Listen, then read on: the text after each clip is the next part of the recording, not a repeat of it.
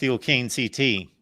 Cam, are we on the same level as a national champion nowadays? North Am I reading Carolina. that correctly? Pardon me? North Carolina. Oh, North Carolina. Are we on the same level as North Carolina? Okay, UNC. My bias towards Miami makes me say no, but evidence says yes. Maybe that's flipped around, possibly.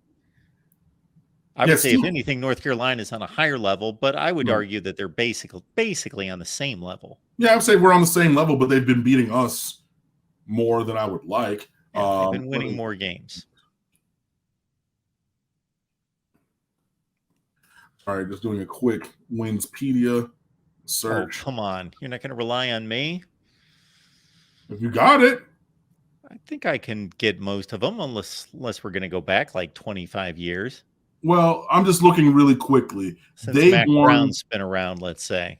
Right. They've won 2, 4, 6 of the last 8 against us. Oh, you're talking about the series. I thought you were talking about yeah. Total wins. No. Gotcha. Just the series. So 6 of the last 8, including the last 4, they've won against us. So like that's the thing that you would think, okay, like it separates, but like in terms of like total wins and like things like that, recruiting rankings, like we're at or above them.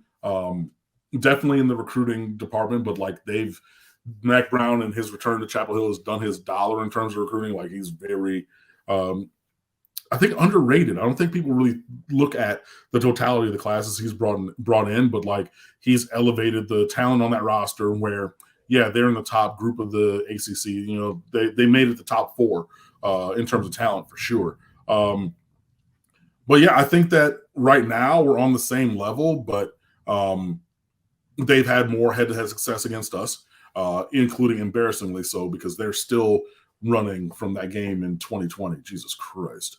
Or 21, whenever that was, they had them 2 running backs run for 8 billion yards. Yeah, 2020. Yeah, it was that was the 20 season. Yeah, 2020.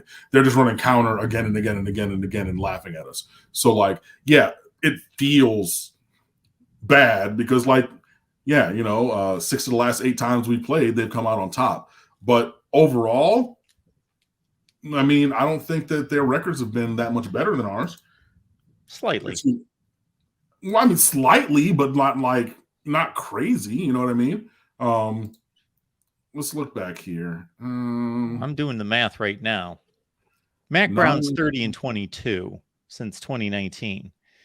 And Miami, let's see, those same seasons went 6-7. That was Manny Diaz last year. Then 8-4.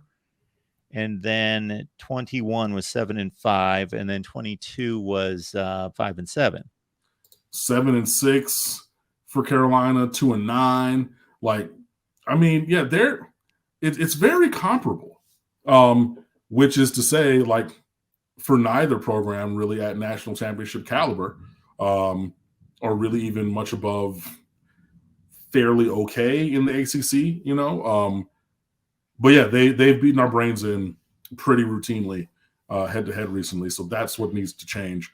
But we have the talent on the roster to be able to, beat them and other teams and do better, but that is the nature and foundation of our struggle currently, and we need to update that and improve that moving forward. But in general, yeah. Muhammad, we appreciate you being here at the Voice of College Football. Again, this is our Miami show that we do with Cam each and every Wednesday. Join Cam on stateoftheu.com. You can do that each and every day now that we're in football season. Get there and get locked in. Muhammad says, Cam, call me crazy, but I've had enough of these North Carolinians. They act as if they're Ohio State or Georgia. I want to beat them more than Florida State this year. I don't know about all that, boss. Yeah, certainly a North Carolina theme tonight. Right. But again, I understand why. Yeah, I mean, because look, they have a generational quarterback for another season. They're going to enjoy that clearly because he's going to, get out of Dodge after this year. It would be very not smart to stay after this year if you're Drake May. And yeah, like I just quoted, we've lost to them 6 of the last 8 times, including the last 4. And yeah, they get to flapping their gums. And then there are, players from down here who went up there. So, their families are down here, including, people that I've worked with at various jobs and things like that. So yeah, I get the emotional side of like the chirping, but like, do I want to beat them more than I want to beat Florida State? No, Not me. I mean, I want to beat them. I want to beat North Carolina for sure. But like, if I were to rank them, like, no, Florida State would definitely be above them in the teams that I would desire to beat this or any season. So, yeah, but I mean, and honestly, I didn't even know too many North Carolina fans to really go in and dig and say, yeah, like that they feel that they're on this super elite level, like the teams you mentioned.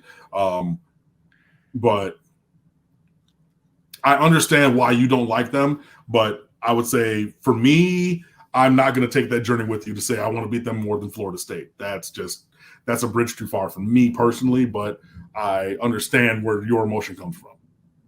Yes, and Muhammad, I apologize if I read your comment with a little skepticism. Truth be known, it just sounded a little ridiculous, but truth be known, do I know North Carolina fans? Number one, no.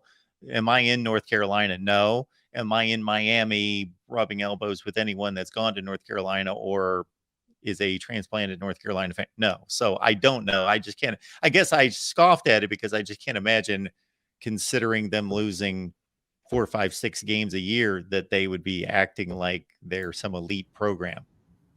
Just seems ridiculous.